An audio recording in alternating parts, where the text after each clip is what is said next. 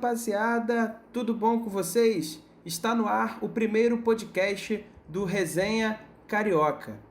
Aqui é um podcast para falar de futebol e, obviamente, como o nome já diz, do futebol do Rio de Janeiro. Teremos na mesa 4 debatedores, um representante de cada time. Mas antes que você pense que vai ser um podcast clubista ou galhofeiro, nada disso. Nós vamos trazer um debate sério e conciso, porque aqui todo mundo gosta de analisar futebol. Acima de torcedores, todos somos analistas e queremos levar um debate sério. É claro que vai haver zoações, é claro que vai haver brincadeiras, porque o futebol também é isso, mas a nossa intenção aqui é levar para você o melhor conteúdo possível de maneira séria e concisa. Então já vou apresentar aqui os nossos debatedores para que vocês possam ir se familiarizando neste nosso primeiro podcast do Resenha Carioca. Começando então por ordem alfabética, eu apresento o representante vascaíno aqui da mesa, Eduardo Freire. Dudu, bom dia, boa tarde, boa noite. Apresente-se aí para os nossos ouvintes. Olá, JP, amigos de resenha, amigos ouvintes. Sou jornalista, eu trabalho em outro ramo, não trabalho com esporte diretamente. Aliás, nem diretamente nem perto, trabalho em fundo de pensão. Estou realizando um sonho desde que eu comecei a estudar jornalismo, que é trabalhar falando sobre futebol. Vamos desenvolver esse projeto aí e vamos ver que bicho vai dar. Vamos falar sobre Vasco da Gama, esse momento conturbado de transição, decepcionante também, em função do último rebaixamento. Mas vamos ver como é que serão os próximos dias do Vasco da Gama. Espero que dê certo, espero que vocês gostem. Continuando aqui a apresentação dos nossos debatedores, seguindo a ordem alfabética, vou apresentar o representante da geração 2000 aqui na nossa mesa, o representante flamenguista, Felipe Barbosa. Felipe, bom dia, boa tarde, boa noite para você. Apresente-se aí para os nossos ouvintes. Fala, Belize, fala, galera. É um bom momento, como eu costumo dizer no podcast, para representar bom dia, boa tarde, boa noite. Vamos falar muito de Flamengo aí. Como você falou, geração 2000, daqui a alguns dias vou completar 21. Bom, meu primeiro podcast, né? Vamos ver o que vai sair aí, como disse o Dudu. E vamos falar aí muito de Flamengo, Vasco, Fluminense, Botafogo e dar uma zoada também. Tá certo, valeu, Felipe. Seja bem-vindo. Seguindo aqui com as apresentações, ele que já é o cara, todo mundo aqui está fazendo o seu primeiro podcast, ele já é a voz da experiência em relação a podcast. Gabriel Macieira, o Gabiru. Bom dia, boa tarde, boa noite, Gabiru. Apresente-se aí para a galera, se é que com certeza alguém aí já te conhece de outros podcasts. Ah, rapaz, não é bem assim também não, mas tudo bem. Obrigado pela essa apresentação, prazer estar de volta com você, né? Já trabalhamos juntos na Rádio Saara. Sou narrador também, comentarista, faço participação em live do Botafogo, nesse momento trágico da história do clube, mas a gente vai rir um pouquinho e vai trazer notícias boas, porque eu adoro futebol e adoro comentar sobre futebol. Então, boa noite, boa tarde, bom dia e boa madrugada também para os meus amigos aí da mesa. Todo mundo tamo junto. Tamo junto. E por último, e não menos importante, o nosso representante tricolor, Manuel Dale. Manel, bom dia, boa tarde, boa noite. Apresente-se aí. Bom dia, JP, Felipe, Dudu, Gabiru. Prazer imenso em poder debater com vocês sobre esporte, sobre futebol. Poder falar sobre o tricolor das Laranjeiras é um orgulho. Jornalista de profissão, mas não atuando na área. E aí vamos debater sobre os 4 grandes do Rio de Janeiro. Valeu, Manel. Então é isso aí, o time devidamente escalado, devidamente apresentado. Esse aqui que vos fala no momento, JP Belize, eu vou ancorar, tentar comandar aí essa galera. Então, você que está nos ouvindo agora, seja muito bem-vindo, seja muito bem-vinda. Vamos iniciar o nosso primeiro debate aqui do podcast Resenha Carioca, e é uma data significativa para a estreia, porque além de ser na semana do início do Campeonato Carioca, também na semana em que o Rio de Janeiro completa aí 456 anos. Mas antes de falar do ano de 2021, vamos falar do ano de 2020, que acabou na semana passada, ainda em 2021, né? Foi um ano para os cariocas que a balança ficou equilibrada. 2 times tiveram boas temporadas e 2 times tiveram péssimas temporadas. O Flamengo, Felipe, pode-se considerar que teve uma boa temporada de 2020, apesar do altos e baixos, apesar do desempenho em campo não ter sido o que todo mundo esperava. Teve aí técnico, o Jesus pedindo para sair, o Domenech Torrent sendo mandado embora e o Rogério Ceni campeão brasileiro, mas ainda assim ali uma parte da torcida quer que ele vá embora, não quer que ele continue. Apesar disso, dá para considerar que a temporada de 2020 do Flamengo foi boa, né, Felipe? Principalmente o início e o término da temporada, né? No início o Flamengo ganhou a Recopa, a Supercopa do Brasil, aí era para ganhar o Carioca, mas foi adiado um pouquinho, acabou em julho, né? E passou o Campeonato Brasileiro em meio à pandemia, foi eliminado da Libertadores e da Copa do Brasil de uma forma que a torcida não gostou, já com o Rogério Ceni. Teve momentos muito conturbados e aí no final jogou uma sequência de jogos muito bem, algumas partidas razoáveis, mas suficientes para o time acabar sendo campeão com 1 ponto acima do Internacional e tendo que secar o Inter, torcendo para o Cássio fazer defesas milagrosas. Mas de qualquer forma, saiu campeão, foi uma temporada... Outro time que teve uma boa campanha foi o Fluminense, né? O lado bom da balança, como eu estava falando, foi o Fluminense. Começou mal, sendo eliminado até de maneira, digamos, vexatória para o União La Calera. Na Copa do Brasil quase rodou cedo também, não lembro qual foi o time agora, o Fluminense chegou a tomar acho que 2 ou 3-0, mas o final da temporada, o Odair realmente encaixou o time, o Marcão deu prosseguimento ao trabalho do Odair, né, Manel? E dá para se dizer que o Fluminense fez uma boa temporada em 2020, né? Eu acho que não. Porque você não pode ser eliminado na primeira fase da Sul-Americana por um clube inexpressivo como o La Calera. Você não pode ser eliminado na Copa do Brasil por um Atlético Goianiense. Então não foi uma boa temporada. Foi só o final, que também, opinião minha, foi o Campeonato Brasileiro mais fraco que teve na parte técnica. Então, pelo jogo de ontem, que tá da Copa do Brasil, o Fluminense terminou o ano jogando melhor que Palmeiras e melhor que Grêmio. Então isso não é grande mérito você terminar um campeonato assim. Então o ano eu acho que para mim não foi bom não. Só evoluiu o final quando o time se acertou na defesa e fez boas partidas contra alguns adversários mais fracos também. Você acredita então que o Fluminense só terminou onde terminou por causa do nível técnico baixo? Porque a pandemia, querendo ou não, acabou nivelando os times mesmo que por baixo, né? Então você acha que foi só por isso que o Fluminense conseguiu terminar na 5ª colocação?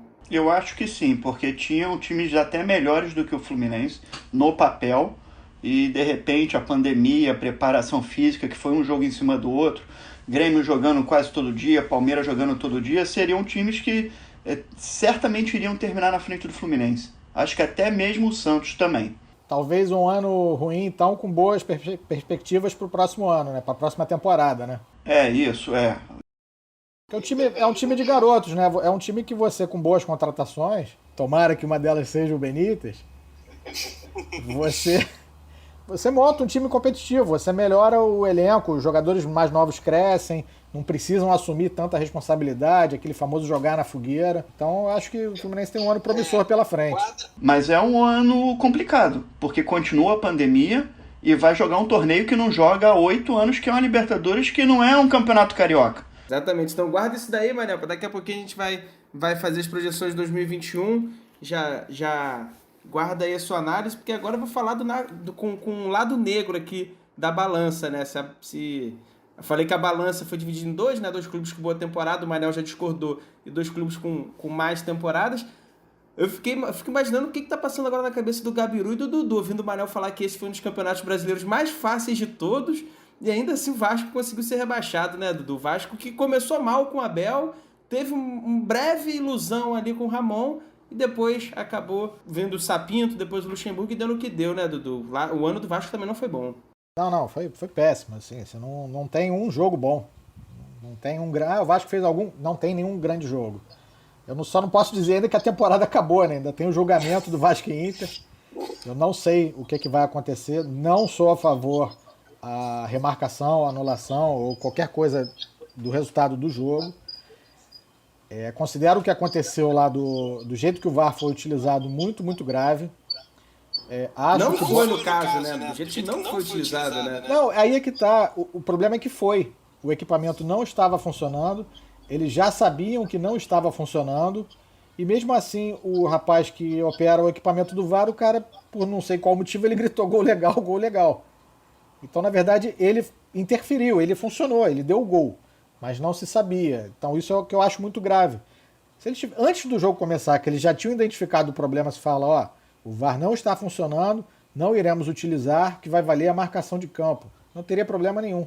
Aí você vai para a súmula, que o juiz diz que não houve nenhuma intercorrência, que foi tudo normal. Eu considero isso um absurdo. Acho que é motivo para anular o jogo? Não acho. Estava impedimento? Não faço a menor ideia e acho essa questão completamente irrelevante. O erro está lá, ele foi cometido.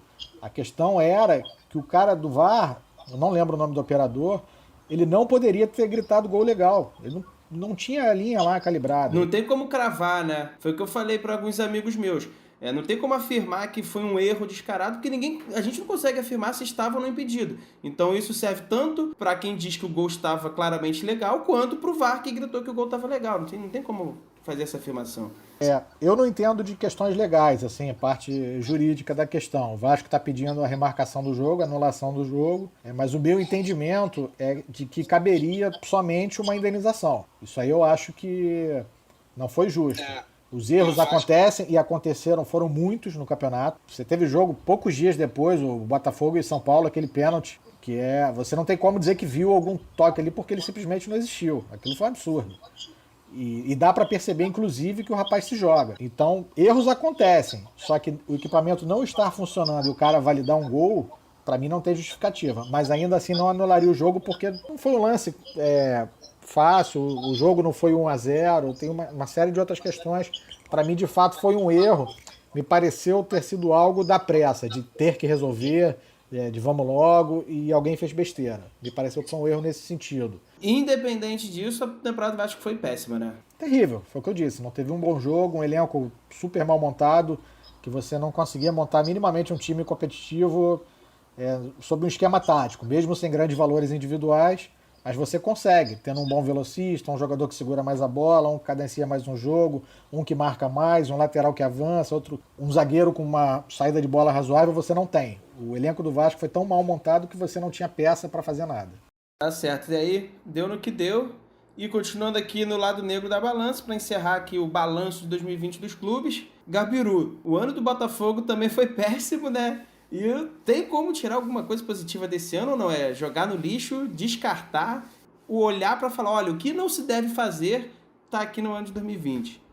O grande problema é que esse ano foi resultado de muitos anos, né? De milhares não, mas uns 30 anos de amadorismo, né? Então, o que aconteceu esse ano poderia ter acontecido já muito antes. O Botafogo, quando tinha o Bebeto, que para mim foi o melhor presidente do Botafogo, pelo menos que eu vi, ali poderia se ajudar. Hoje eu acho muito difícil, porque é uma dívida muito gigante, né? O Botafogo, não sei como é que vai ser com esse lance de penhora, se vai conseguir pagar em dia. Ele está com um pensamento até bom, mas a diretoria é a mesma do ano passado, né? Do César é a mesma coisa do Montenegro, que não era nem presidente, mas foi o cara que afundou o clube de vez, né? Dele, com aquela cara dele lá de bebum, acabou atrapalhando bastante, várias contratações erradas, um time com um elenco muito enxuto.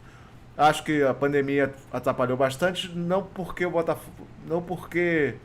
lógico que atrapalhou todos os clubes, mas o Botafogo não tem um centro de treinamento, por exemplo, né? Então você jogar domingo e quarta, quem está mais atrás nisso, quem está ficando para trás, vai sentir mais. Então foi um ano muito ruim, com um elenco que não era pior do que o do ano retrasado, por exemplo. Acho que o de 2019 era pior do que o de 2020.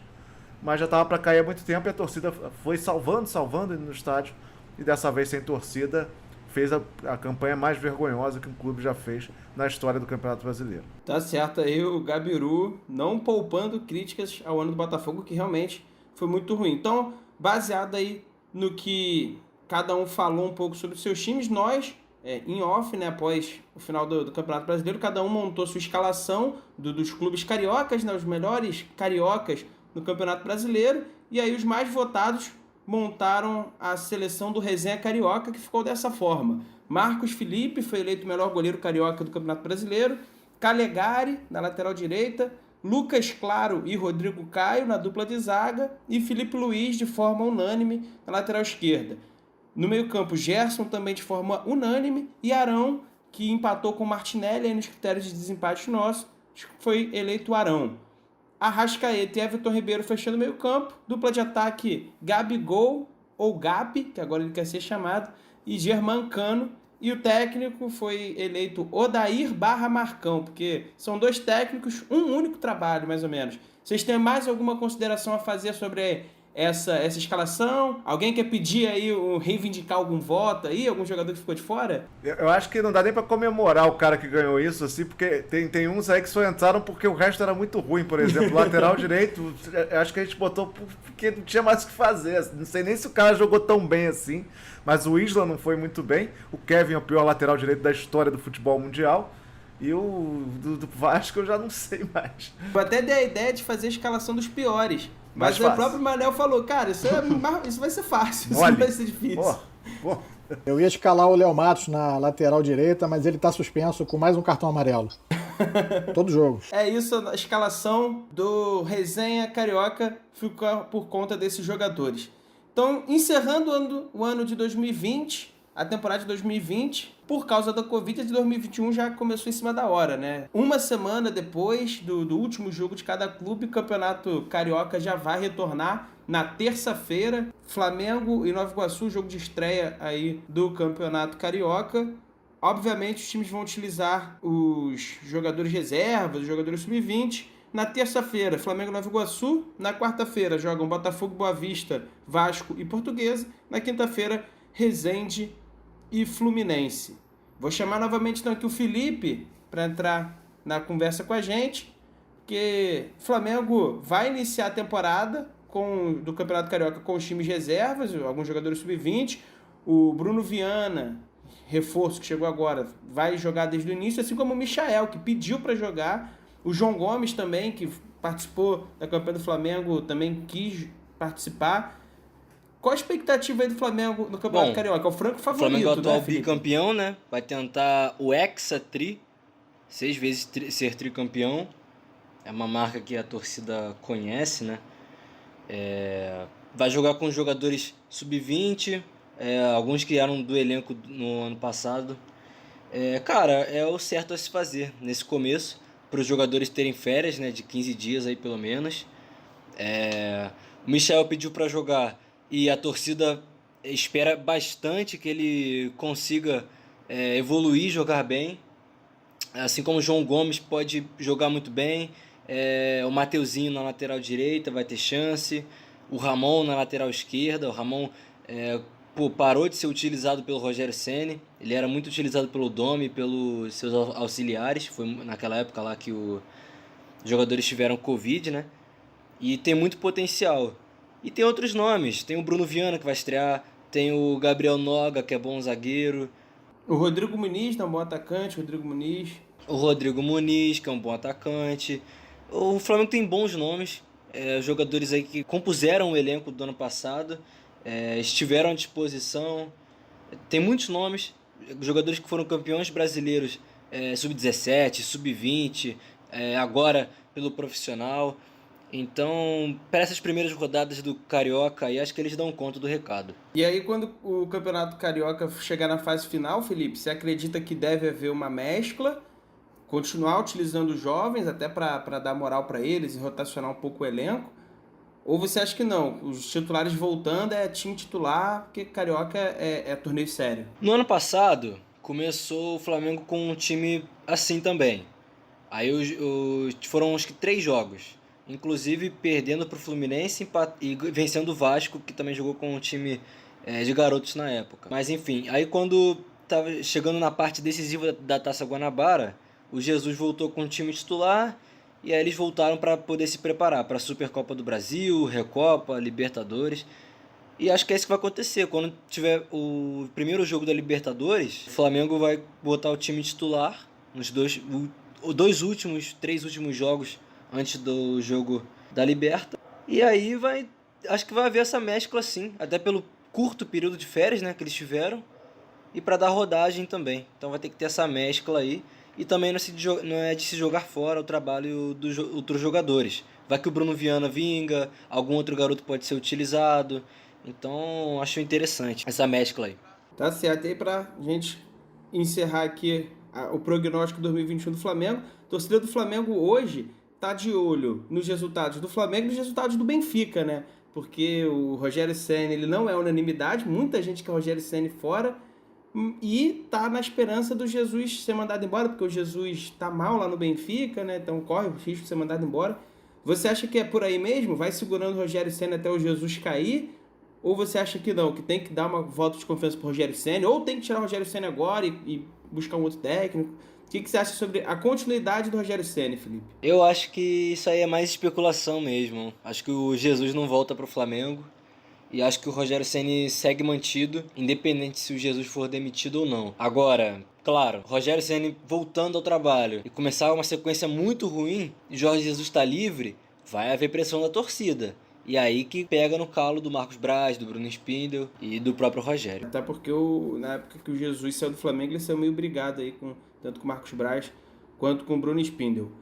Manel, Fluminense anunciou técnico novo, Roger Machado. Foi anunciado de forma oficial, mas já tinha fechado, já tinha cravado essa contratação. Gostou da contratação do Roger Machado? E o que esperar do ano de 2021 com o Roger Machado de técnico e Marcão de auxiliar? Sinceramente, eu não sei.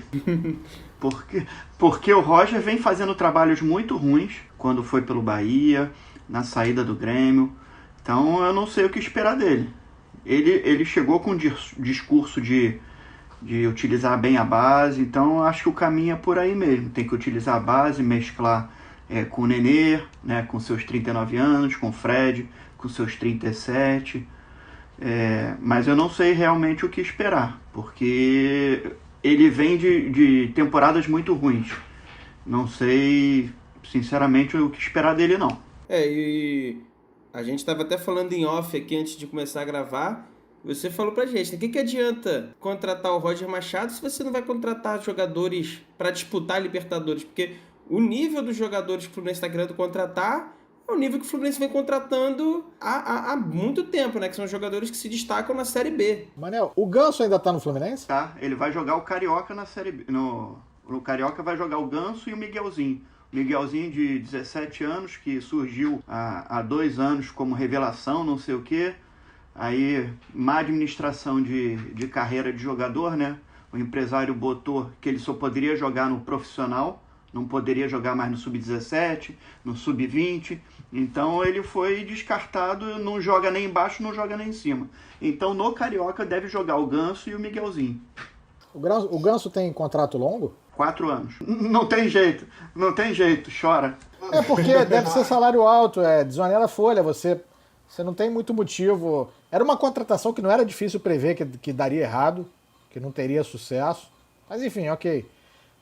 Só que contrato muito longo, porque você bota 2, 3 jogadores ali que compõem bem um elenco, né? Com certeza. E vão render muito mais do que ele, né? Agora, que furado o Roger, né? Porque ele tá com uma responsabilidade muito grande, né? Visto o trabalho que o Marcão fez nesse final. Então, assim, já vai pegar Libertadores, que você não sabe, vai depender do Grêmio e Palmeiras, se vai entrar na fase de grupos. Ou já vai pegar já pré-Libertadores, né? Então, assim, o trabalho tem que ser rápido. E eu acho que a pré-Libertadores já é semana que vem. Já é semana que vem. Você já sabe. Provavelmente vai adiar o jogo dos brasileiros, porque acho que vai ficar tudo muito em cima. Mas já vai tendo que mostrar o resultado rápido. E por conta do Marcão ter ido bem, do Odair também ter ido bem, né, dentro do possível, como você já falou, é um trabalho meio arriscado, né? É um trabalho meio que o Roger vem também dessas últimas temporadas ruins, então ele vai ter que mostrar rápido o trabalho. E é só no Brasil mesmo essas coisas. Quer dizer, pandemia, lógico, afeta o mundo todo. A gente não tem como culpar por causa da pandemia, né? Mas ano passado já tinha, esse ano vai ter, certamente teremos jogos sem torcida, então, e um jogo em cima do outro. O Marcão vai ser essencial para essa entrada do Roger, né? Pelo menos nesse início de trabalho, ele vai ter que literalmente auxiliar muito ali o Roger Machado na montagem do elenco. E uma coisa que ninguém pode esquecer, o Marcão foi muito criticado no início também. No início Ele foi muito criticado. Até no Fla-Flu, quem comandou foi o Ailton. Aí falaram assim, mas o Ailton tem o know-how de treinador, coisa que o Marcão não tem. Então, ele também ficou muito ameaçado no começo do trabalho dele. Depois o time encaixou e aí conseguiu ter bons resultados. Desempenho, o Manel já não concorda tanto, mas resultado, chamar aqui novamente o lado negro da balança. Vasco da Gama, Dudu, anunciou também o novo treinador, Marcelo Cabo, para o comando da Série B. Os dois alvinegros que estão na Série B vão ser comandados por Marcelo, né? Botafogo, Marcelo Chamusca, e o Vasco, Marcelo Cabo. E aí, o que você achou da contratação? A mesma pergunta que eu fiz para o Manel, faço para você, Dudu. O que você achou da contratação do Marcelo Cabo como técnico e o que esperar de 2021 do Vasco da Gama? A situação parecida, né? É porque o planejamento desse ano ele é meio confuso, né? Uma temporada emendada na outra, você não sabe direito o que vai acontecer. Do Vasco um pouco mais acentuado, porque você tem toda uma diretoria e uma administração nova. Você não sabe como é que vai ser a gerência do futebol. Eu aguardava com ansiedade uma faxina geral, uma remontagem quase que total do elenco, muitas dispensas. Mas teve uma entrevista na semana passada com a nova diretoria, o Alexandre Pássaro, muito claro, assim, ele tocou em muitas feridas que são abertas há muito tempo lá no Vasco. O trabalho é errado, mal feito, falta de condição mesmo, não só da parte estrutural, mas de qualificação das pessoas mesmo. Ele não disse isso com essas palavras, mas para mim isso ficou muito claro. Ele falou mais em metodologia de trabalho e tudo mais. Então isso vai ser reformulado, isso me dá uma esperança e que me parece que é algo que encaixa mais com o estilo do Marcelo Cabo, que botou um time para jogar bem, o Atlético Goianiense. Foi competitivo no ano passado, não era um time de cracassos, mas era um time que era complicado ganhar. Assim, você desse mole contra o Atlético Goianiense, você perdia. Eu lembro do jogo o Flamengo estava muito mal fisicamente e foi lá em Goiás o jogo e era todo lance. O Flamengo no ataque, em cima, perdia a bola e tinha contra-ataque, eram os caras voando do Atlético Goianiense no contra-ataque e os jogadores do Flamengo correndo 10 metros atrás. Então sabia explorar as qualidades, coisa que o Vasco não consegue fazer. O Vasco não consegue, isso já de muito tempo, armar um time competitivo. É muito difícil. E não é assim, porque você tem menos orçamento, porque você está economizando, não é. O Vasco nunca praticou austeridade, nunca teve um trabalho bem feito. O último talvez tenha sido do Rodrigo Caetano lá em 2009, no primeiro rebaixamento. Ele conseguiu montar um time, ele peneirou no mercado bons valores como o Fagner. Ele foi buscar o Fagner lá atrás e o Fagner é há 10 anos o melhor lateral direito do Brasil. Não vou dizer que é incontestável nem nada, mas ele está sempre ali lembrado. Então foi o último, isso tem 10 anos, mais de 10 anos. Então tem que aguardar, assim, não sei dizer sobre o Marcelo Cabo, não sei o elenco que vai ficar, eles deram folga. O Vasco também vai começar com um elenco de jovens. Eu estou mais curioso para saber disso, quem vai se virar bem, essa mescla do pessoal que tinha subido ano passado com o pessoal que está subindo agora, de ver quem vai, de repente, gerar bons frutos aí, quem vai se destacar para manter. Espero sim, eu já vi, pelo que eu entendi lá, não vão dispensar todo mundo, essa galera é mais experiente, muitos têm contratos longos, o mesmo problema do Ganso, que eu estava falando com o Manel. Alguns vão ficar, mas assim, por outro lado, tem outros que a gente sabe que não tem condição, não tem mais o que dá o Vasco. Castan, Pikachu, outros que chegaram e também a gente sabe que não vai funcionar, Neto Borges, Carlinhos. Mas enfim, vamos ver o que a diretoria vai planejar aí de montagem do elenco. Já tem anúncio de 2 ou 3 contratações para a base, garotos novos, isso é bom.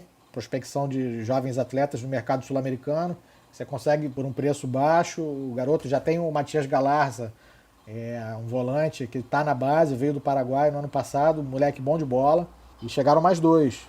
Vamos ver. Não tem muito assim, expectativa positiva ou negativa. Não tem. Depende muito do trabalho que vai ser desenvolvido. Eu tô curioso. Depende do dinheiro também, né?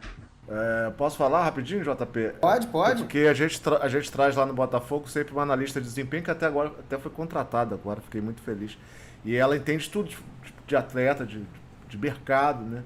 E a gente fazia as listas dos técnicos, o primeiro era o Marcelo Cabo. Ela fala assim, o cara que tem mais a cara para uma Série B é o Marcelo Cabo.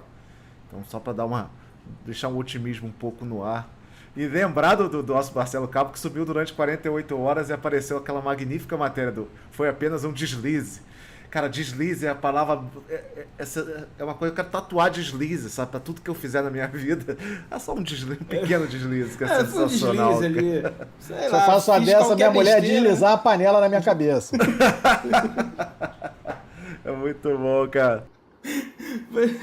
Mas pelo menos é um otimismo. O Botafogo também, ô Gabiru, já que você citou aí, né, do Botafogo, o Botafogo também contratou um técnico que é a cara da Série B e que sabe disputar a Série B, tem experiência, já coleciona acessos aí na Série B, né, que é o Marcelo Chamusca. Exatamente, você tem que se entender como um time de Série B. Eu posso até usar o próprio Vasco, porque o Botafogo, quando cai em 2015, ele se entende que ele contrata o Antônio Lopes, que era o supervisor lá, ele contratou tipo uns 40 atletas de Série B, tipo Bill, que era o goleador da última, o outro da Tomás, não sei o quê, e fez um time de Série B, né? Tipo, tanto que depois do ano seguinte praticamente o time inteiro foi embora. O Vasco, algumas vezes que caiu, meio que tinha uma galera de Série A que não conseguia jogar o que precisava, né? Você tem que se enxergar, você tem que, pô, são viagens, você não pode ter uma certa preguiça, você não pode se achar mais do que você é. Então o Marcelo Chamusca foi como segunda opção, eu achei excelente, né? Para mim a primeira era o Marcelo Cabo também. E acho que o grande problema do Botafogo, além das dívidas, é que o Rotenberg, que é o melhor amigo do Montenegro, né? Que trouxe Kelvin, trouxe Kevins e tudo, ele fez contratos de 2 anos, então alguns jogadores têm que continuar porque não tem como mandar embora. E aí que é o problema desse Freeland, que é o que veio do Flamengo, né? Um bom profissional, me parece, que vai ter que passar por isso aí, porque são vários jogadores com contrato até final do Carioca, até final do ano, que você não sabe como mandar embora, e a folha tem que ser muito pequena. A folha tem que ser... Você tem que pagar em dia. Você tem que fazer um time campeão, pagar em dia e fazer de tudo para subir. Ou, no caso do Botafogo, eu te falo que se manter na Série B talvez já seja até uma vitória, porque do jeito que tá, a coisa tá muito feia. O Cruzeiro ano passado penou para ficar, né? E acho que o discurso tanto do Vasco quanto do Botafogo são parecidos e as dificuldades também são parecidas, né? Porque o contrato é longo, não tem como dispensar e também não tem como usar como moeda de troca, porque dificilmente os clubes vão querer, né, os jogadores. Então, até para usar como moeda de troca, dou 2 jogadores meus, tu dá um teu, é complicado, né? O Dudu proporia uma troca pelo Benítez, proporia não, Dudu? Eu acho que alguém escutou a gente semana passada, porque começou a pipocar isso na mídia hoje. Eu já li 2, 3 lugares. Fluminense? Eu nem sabia o salário do Benítez, já estão especulando hoje 350 mil. Que isso? Cara, 350 mil. Que isso, 350 mil no Benítez. Enfim, mas assim, pro Fluminense eu acho um bom negócio. Podemos trocar o Ganso pelo Benítez. O salário é quase igual. Cara, vai fazer a menor diferença. Troca pelo Ganso. Mas o Benítez ainda fez jogos bons, né? O Ganso não fez quase nenhum bom esse ano, nessa temporada. Só pra deixar vocês tranquilos, o Cícero saiu ontem do Botafogo ganhando 400 mil. Assim, é complicado. O Cícero que saiu e voltou do Botafogo umas 3 vezes no ano passado, né, Gabiru? O Cícero demitiu, o Montenegro, quando quis ser treinador, ele demitiu o Lazzaroni, que foi o cara que teve a melhor média na temporada, porque ele botou o Cícero. E aí no jogo seguinte entrou o Barroca e botou o Cícero. No jogo seguinte não, quando o Barroca entrou, botou o Cícero também, né? Uma palhaçada completa. O Cícero que estava em casa, treinando, ganhando 300 mil, depois aumentaram ainda o salário dele. E por sorte ele foi embora agora, mas ele ter ido embora fez outros ficarem também, né? É complicado.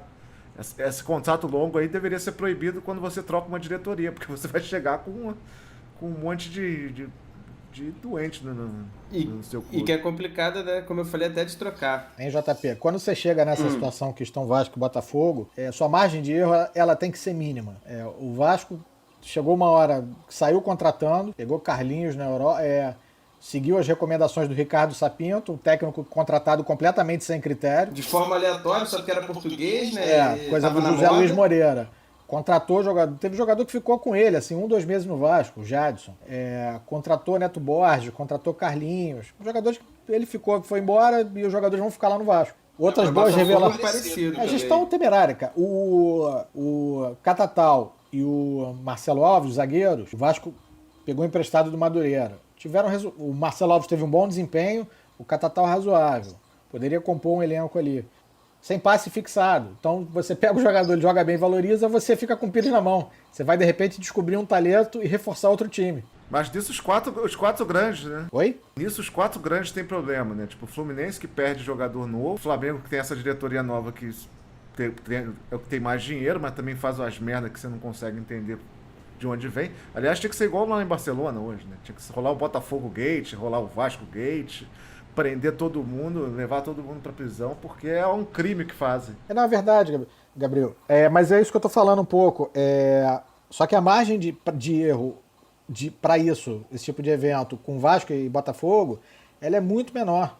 O Fluminense ainda tem conseguido revelar jogadores na base, eu não vou dizer que estão prontos para o profissional, mas que conseguem suprir alguma carência, conseguem jogar. Tiveram 2 ou 3 revelações nesse campeonato. O Vasco subiu uma galera crua, absolutamente crua. Deu sorte com o Thales Magno lá atrás, que fez alguns bons jogos, 2 piruetas, mas não faz gol, não decide jogo, e lançou uma galera na base esse ano que não desenvolveu. E aí já queima a garotada. Você pega o Grêmio lá, os garotos estouram com 22, 23 anos. O do Vasco tá subindo com 17, 18. Né? O Grêmio ele desenvolve os jogadores para poder vender bem, como fez com o Everton Cebolinha, o PP e vai fazer com o Jean-Pierre. Pessoal, eu sei que o papo aqui tá bom. Sim. A gente tem que prosseguir, já vai estar dando tempo. Vai lá, Dudu, só sua última consideração aí pra gente poder seguir, senão daqui a pouco vai estourar o nosso tempo aqui. Eu já vou emendar, voltar a perspectiva para 2021. Isso é uma coisa que o Alexandre Pássaro falou na coletiva de sexta-feira, que é bom, assim. A base vai ser trabalhada primeiro para fornecer jogador para o time. E depois vai pensar em venda. Isso eu também fiquei bem satisfeito em ouvir. Vamos ver, aguardar os jogos. Isso deveria ser o normal, né, dos times, né? O normal deveria ser isso, mas a gente sabe como funciona. Bom, infelizmente, como eu falei, nosso tempo aqui tá ficando curto, já tá se esgotando, estamos passando aqui do tempo que a gente especulava, mas isso não necessariamente é ruim. Se o tempo passou porque o papo foi bom, porque o papo fluiu, espero que você aí que esteja ouvindo também acho mesmo, também tenha gostado do nosso papo, mas antes da gente se despedir, nós temos o nosso quadro A Hora do Corneteiro, que é um quadro que o pessoal pode desestressar, pode pegar algo que está entalado na garganta ali do mundo dos esportes, não só para os clubes cariocas, não só para o seu time que ele torce, mas para qualquer evento esportivo que tenha acontecido que dá entalado ali na garganta. 1 minuto para cada um. Vou começar então pelo Dudu. Pode ser por você, Dudu? Vamos lá. 1 minutinho para você cornetar aí o que quiser. Como eu me alonguei falando do Vasco, eu não vou precisar de tanto tempo agora. Dar os parabéns a Alexandre Campelo, José Luiz Moreira pelo rebaixamento do Vasco. Um trabalho terrível administrativamente, mas principalmente na gestão do futebol. Deixaram mais uma vez uma péssima herança. Tem outras coisas lá que não cabe muito falar aqui não, mas é a gestão do futebol que passou aí para a gestão seguinte, terrível. Tá certo, então a corneta aí do Dudu para Alexandre Campelo aí, pro Zé do Táxi. Valeu, Dudu. Primeiro podcast a Vera, os outros foram pilotos. Que venha mais podcast. Tamo junto, Dudu. Grande abraço a todos, amigos de resenha e amigos ouvintes. Tchau. Valeu. E agora vou chamar o Manel aqui para dar a corneta dele. 1 minutinho, Manel, para você soltar sua corneta. Hoje é rapidinho, Dudu. João, Gabiru, Felipe. Jogador em rede social. Pô, tem que parar com isso. Thiago Silva, grande jogador, grande zagueiro, toda hora fica postando que vê o jogo do Fluminense de madrugada, não sei o quê. Era assim em Paris, agora tá assim na Inglaterra. Mas aí quando pressionam ele para voltar, não vai dar para voltar agora não tem condição. Então ele tem que parar de fazer essas postagens. Para de tentar encher de esperança o torcedor, porque não vai voltar tão cedo. Então fica na dele de torcedor e deixa o comando com as pessoas que estão lá no clube e a torcida não fica com esperança. Então, para com isso, Thiago Silva. Aí a corneta afiada aí do Manel, porque todo ano se especula o Thiago Silva do Fluminense, ele fala que é tricolor, que quer voltar, mas nunca volta. Manel, muito obrigado. Venham mais podcasts aí pela frente, tamo junto. Eu que agradeço, JP, é um prazer. Como eu falei no início, uma expectativa muito grande nesse projeto. Vamos que vamos. Saudações. Valeu. Saudações, Manel. Gabiru, agora chegou a sua hora aí de soltar a corneta. 1 minutinho para você cornetar o que você quiser, Gabiru. Pô, isso é muito difícil, cara. Tem tanta gente, né? Pô, só essa última semana, se você estiver ouvindo o podcast agora, só essa última semana falaram que o Botafogo pensou em trazer o Pimpão de volta. Eu quase larguei a torcida, ia largar o Botafogo, ia fazer outra coisa, ia comprar o Campeonato Brasileiro de Golfe, eu ia gostar de um novo esporte. Mas acho que a renovação do Luiz Otávio até o final do Campeonato Carioca tá dentro dessa corneta dessa semana. Na próxima provavelmente vai ser algum outro, junto com o Kevin, né, o pior lateral do Botafogo, vai até o pior lateral do mundo, vai até o campeonato final do ano, infelizmente, para a torcida do Botafogo. Então é difícil cornetar só alguém. Só o Rotenberg que fez esses contratos maravilhosos aí, que deixou um grande legado. Kelvin, essa galera toda. Tá de parabéns. E um abraço a todos, é um prazer participar aqui. Valeu, Gabiru. A corneta do Kevin é eterna. Gabiru, tamo junto, que venham mais podcasts aí pela frente. E agora vamos prosseguir com a corneta do Felipe, que ficou por último, mas, como eu disse pro Manel, não menos importante. Felipe Barbosa, um minutinho aí para você cornetar o que quiser, Felipe. Eu gostaria de cornetar também, que nem os colegas, né, o próprio time, mas não vai dar. A gente foi campeão quinta-feira, eu tô de Tá bem com tirando onda, né? Eu tô de bem com o Flamengo.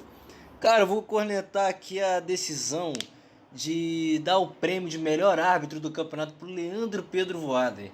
Amigo, esse cara não é o melhor árbitro do Brasil, nunca foi. Tá de brincadeira dar um prêmio desse pra ele. A melhor árbitra do Brasil pra mim é a Edna Alves.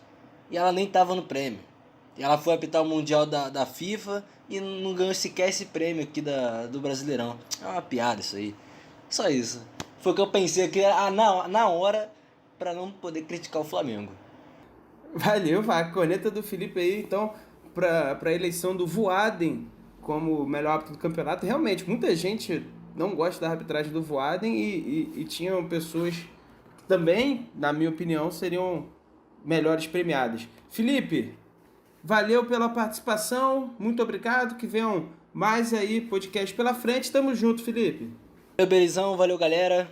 Espero que tenham curtido o podcast. Nos vemos no próximo. Tamo junto. Então é isso, pessoal. Primeiro episódio aqui do Resenha Carioca concluído. Espero que vocês tenham gostado. Digam se você gostou, o que vocês acharam, se vocês gostaram, se vocês não gostaram, se a gente fala muita besteira ou se a gente analisa legalzinho, que a gente vai sempre procurando melhorar o conteúdo para você. Então é isso, pessoal. Primeiro episódio gravado. Finalmente estreamos.